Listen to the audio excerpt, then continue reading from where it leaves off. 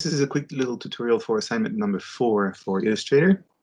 You've opened this assignment number 4 document right here. This is what you get. I'm going to zoom in a little bit. So this thing has letters right here, the Aqua logo, and then the star shape in the back, and they're all individually shapes. So one quick thing to note is those star shapes right here. If you look into your properties in your appearance panel right here on the right hand side, you will see that the opacity is at 100%. But if you click on the actual opacity word right here, it's on the soft light blending mode. So when your colors go a little bit off, this is why. So you may want to change that back to normal, or just keep it in soft light and see what happens. Another thing is you have this leg for the Q there that is little. Oh. So you make unite that in the Pathfinder right here, and it's just one piece. And it's just small little improvements that you can do as well. It's not necessarily as the assignment is not really asking for that. So speaking of assignment, I'm just going to go over that quickly. Switch to Acrobat right here, and as you can see, there's 9 steps.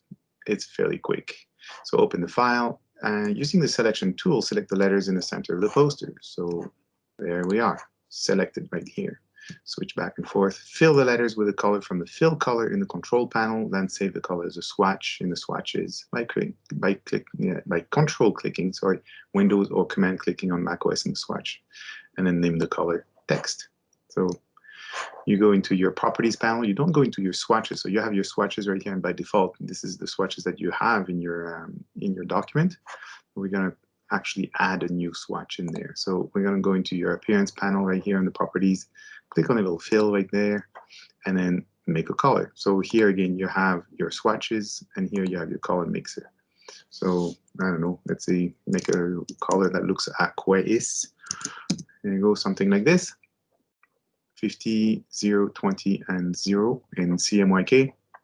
And so again, you can right click or whatever. I can go into the little upper right corner right there and then go create new swatch right here. And then we're going to call it text right here. So you can add it to your library if you want to. It's not necessary because it's a color that is pretty standard and pretty simple to recreate. Keep it global, that way you can actually create a tint out of it, and that's the next step. So we're going to click OK, and we're going to close that, and then now you can see if you open your swatches, your color text is at the very bottom right down here, the very, very bottom right here. So what you can do here, because you have a lot of colors going on and a lot of other patterns, and again, this is just a standard default swatch, what you can do is you can scrub all that stuff off. You can go into your little hamburger menu up here in the upper right, and you're going to select all unused, and it selects all the colors that are not being used in this document, and you can hit the little trash button at the bottom right and delete all the swatches. That way you know that you're working with only your text color right here, and for some reason there's a smoke which is not used anywhere, but oh well. We can also delete that one right there. So next thing, switch back to your Acrobat document. With the color swatch applied to the fill, create a tint of the text color and then save it in the swatch panels. Go into your color panel right here. You can see that you can switch between your fill and your stroke. And then there's 100%. This is what the global option does, is it allows you to have a tint of it. So we'll just do I don't know, 50%. It's already a pretty light color.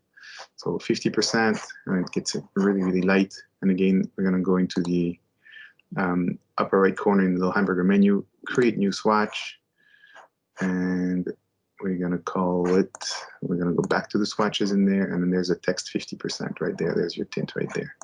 So now make sure that this is filled with the 100%, the actual text color. Go back to your assignment outline right here. Point number 5 is apply a 3-point stroke to the text and apply the save tint. So we're going to just go in there again in your properties panel right here. You also have it on your control bar in the top right there, so you can change that up here or change it right here. It's the exact same thing. And then we're just going to click on that color right here and apply the text from the swatches right here. You can also, I think you can show the thumbnails. You can also show a small list view in case, so you can see the same thing here in your swatches panel and in your stroke panel right here. And you just apply the stroke right here at 50% of the text color. This is what it looks like so far. At this point, save and duplicate the artboard. So I'm not going to save it because it's a file that is in a working document. It's a working document, so I can't save over. So I'm going to just duplicate that layer. So again, same thing. You can go into the hamburger menu right here and duplicate layer 1, or you can just drag it into the little plus icon down at the bottom, and that duplicates your artboard. And oh, sorry, whoops, I'm in the layers panel. Whoops, my bad. Again, same thing. I actually just duplicated the layer. The exact same thing right here.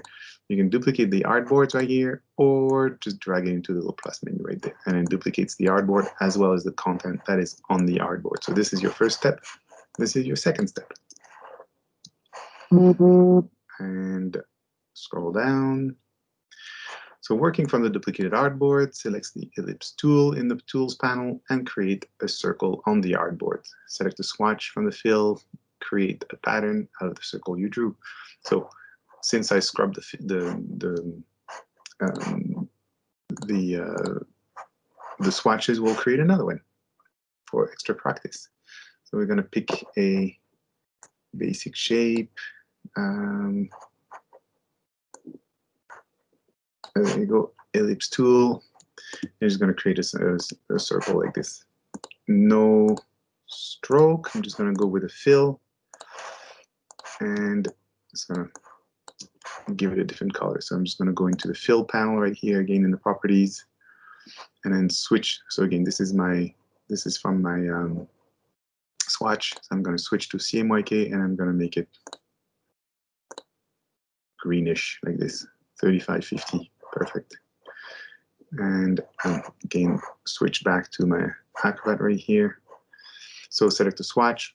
We created our own, and then create a pattern out of the circle you drew. So it's object, pattern, and make. So out of this little object right here, I'm going to go object, pattern, and turn that into a pattern. Into a pattern. So the new pattern has been added to the swatch panel. There's my new pattern right here, and my swatches right here. And this is the pattern option right here. So this is following a grid. If you go in a brick pattern, that's what it looks like. Brick by column instead. Hex, which they kind of collide all of them, etc., etc. So let's keep it as a brick like this. Brick pattern. The offset is 1/2. That's the size of your pattern boundary, basically, that little blue square around. And as you increase that, you can see that the polka dot pattern kind of increases, right? We're just going to do a copy 5/5. Sure, it's fine. Dim copies at 70%. This is just for preview, so this is what your color looks like. Dimming the 70% is everything as at the outside of your pattern boundary right here to show what it looks like, basically. So you can close that and then click anywhere in the document, because right now you are in isolation mode right here. So you can either exit the pattern editing mode right here, or just double click on your desktop right here. So now I can delete this because it's not needed. I'm just going to zoom back out on this thing. Go back to your Acrobat right here. And so this is what we've just done. So point number 7, apply the pattern to the star shape behind the text. Save and duplicate the artboard. Go back to Illustrator. So you got to select them individually. So I can just, press and hold my Shift key right here, and then nicely bang all of them, and then apply the fill. So I just make sure that I have my fill in my swatches selected right here. I click on the new pattern, and there's, oh, I missed that one. And there's my pattern being applied.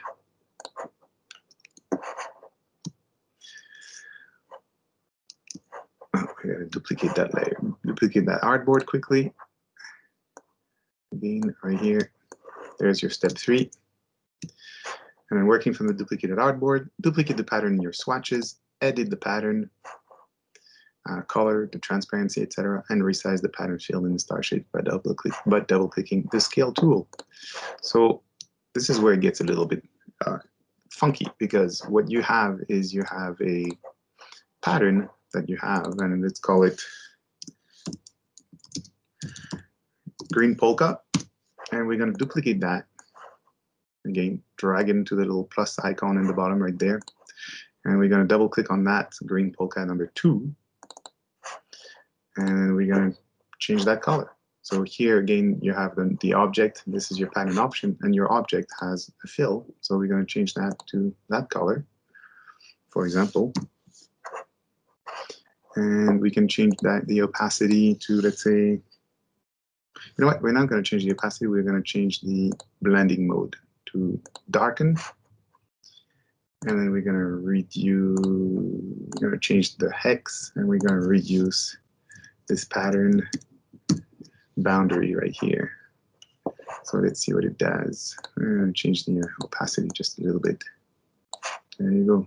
So we have some crazy looking pattern going on. Double click to exit, or hit the little exit pattern right there. And we're going to apply that to this particular guy. So we're going to select the star objects again. We can group them, like might be helpful. And we're going to change to that pattern right there. We can switch that like this. And this is what happens now. So another thing as well, what you can do, it says resize the pattern fill in the stars by double clicking the scale tool. So I'm going to do that just as a demonstration on one of those right here, because the polka dots are pretty big. And what if I want to scale, the polka dots within my object? Well, if I scale the object, it scales the pattern. I cannot double click on that and select the pattern inside. So even if I, again, use my scale tool, it only scales the object and the pattern. But if I double click on my scale tool, I have, well, I'm gonna go uniform 100, so it's not getting squirrely on me right now in the preview. But I have options right here. I have scale corners, scale the stroke, and the effects. These are turned off right here. I also have the transform objects, and you can also transform patterns. So if I unclick the transform objects, and I can change my size of my pattern right here. That's it. As I said earlier, those have a light that they have background. So if I just fill that and put in the background again, and I'm gonna go with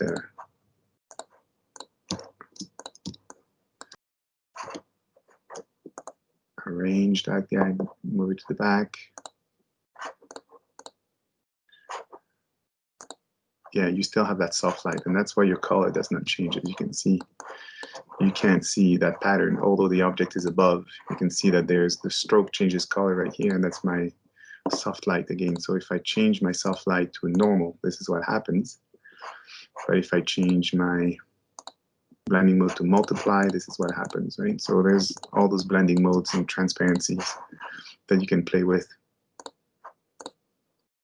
Normal. And because my object, my pattern right here that is overlapping, has an 85 or 80% opacity. That remember that it's in the actual green polka pattern too there. Then you can see the actual circle that I've placed in the background. So you can play with transparency like this until the cows come home. And it's just fun, right? Fun to go with. Dark and didn't do anything. Multiply, there it is. So yeah, so again, you have, because there's a light blending mode, your colors may go a little crazy on you. So again, so this is how you scale your pattern. Double click on your scale tool. Make sure you have the transform object turned off. you know, and you can increase, decrease, and because it's a pattern, it can go really, really small. And if you quickly, if you change that green polka pattern right here, if you want to go, you know what, I don't like the green, double click on your pattern right here. You change your color right here, make it more intense, and then go back to your, and then that's it. It changes everything. Wherever that pattern is applied, it has changed automatically right there. So you can, you know, play with it and have some fun and play with transparencies and fill the whole background with a different pattern. And, you know, and again, that's just a polka dot, but you can play with stars and squares and, I mean, you name it. Anything can be turned into a pattern. Have fun.